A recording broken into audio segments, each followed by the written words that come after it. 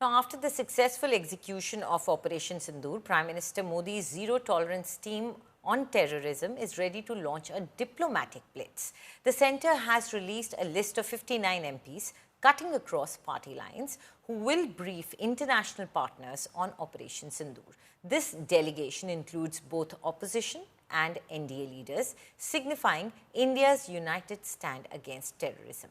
These 59 MPs have been divided into 7 groups, led by Jay Panda and Ravi Shankar Prasad from the BJP, Sanjay Kumar Jha from the JDU, Maharashtra Deputy Chief Minister Eknath Shinde's son Shrikant Shinde from Shiv Sena, Shashi Tharoor from the Congress, Karunanidhi from the DMK and Supriya Sule from the NCP Sharad Pawar faction. As India gets ready, Pakistan is mimicking India by sending a peace delegation. Pakistan's global peace delegation will be led by Pakistan People's Party chief Bilawal Bhutto. A very great honor.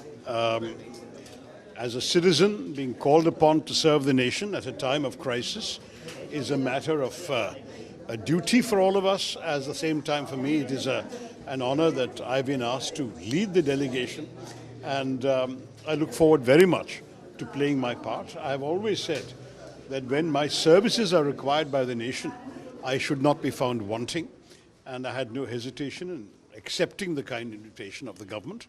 देखिए, एक हमारे देश की परंपरा है, अंतर्राष्ट्रीय परंपरा भी है।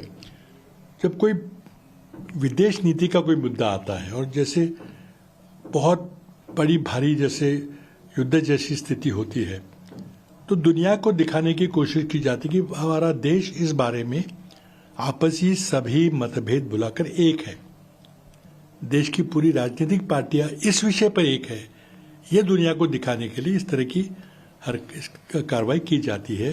डेलीगेशन जा रहे हैं, बहुत अच्छी बात है। पहले भी जाते रहे हैं। हर पार्टी को उसके वर्चस्व से या किसी भी कारण से उससे जब लोग मंगाए जाते हैं तो पार्टी के नेताओं से कहा जाता है कि आप मनोनीत करिए। ये एक प्रथा रही है, क्योंकि आप कोई अपनी तरफ से अच्छे लोगों का कोई दल नहीं लेके जा रहे हैं या मतलब जानकार लोगों का दल नहीं लेके जा रहे हैं। ये सर्वदलीय दल है, अपने मन की बात नहीं करते हैं। वहाँ जो भारत की नीति होती है उसको आप दर्शाते हैं। मैं कई बार विदेश गया हूँ। मैं जब था कांग्रेस सरकार में थी, मेरे साथ भारतीय जनता पार्टी के और पार्टी के भी सांसद जाते थे, लेकिन जब हम सरहदों के बाहर जाते हैं तो हम किसी पार्टी के नहीं होते हैं।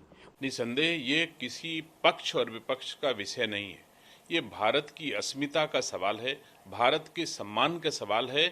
मैं नहीं समझता इसमें ज़्यादा से ज़्यादा व्यापक और लोगों के बीच में संज्ञान में लाना चाहिए कि एक पाकिस्तान किस तरह से भारत की बेटियों, भारत की बहनों की मांग के सिंदूर को उजाड़ करके अपने संकल्प या अपने विचारों को दुनिया के सामने रख रहा है। दुनिया इसे देख रही है। ये कांग्रेस की समस्या है कि वो अपने मेरिट पे जो आदमी जो काम करने वाले हैं उनको दबाने का प्रयास करती है। कांग्रेस साफ करे कि वो थरूर जी से इतनी नफरत क्यों करती है। जब देश के प्रधानमंत्री जी, देश के सरकार थरूर जी को आगे ले जाकर देश का प्रतिनिधित्व देश के लिए अपनी बात विदेशों में कहलवाना चाहती, तो कांग्रेस को इससे क्या तकलीफ है। सिर्फ यही तकलीफ है कि वो मेरिट पे आगे चल रहे हैं। कांग्रेस के जो दूसरे पीए लोग हैं, जो पीए लोगों का जमावड़ा वहाँ है, उन लोगों की ना तो ज्ञान है ना उनके पास बुद्धि है। सबसे पहले इस प्रकार का डेलीगेशन भेजने की ज़रूरत नहीं थी। क्या ज़रूरत थी?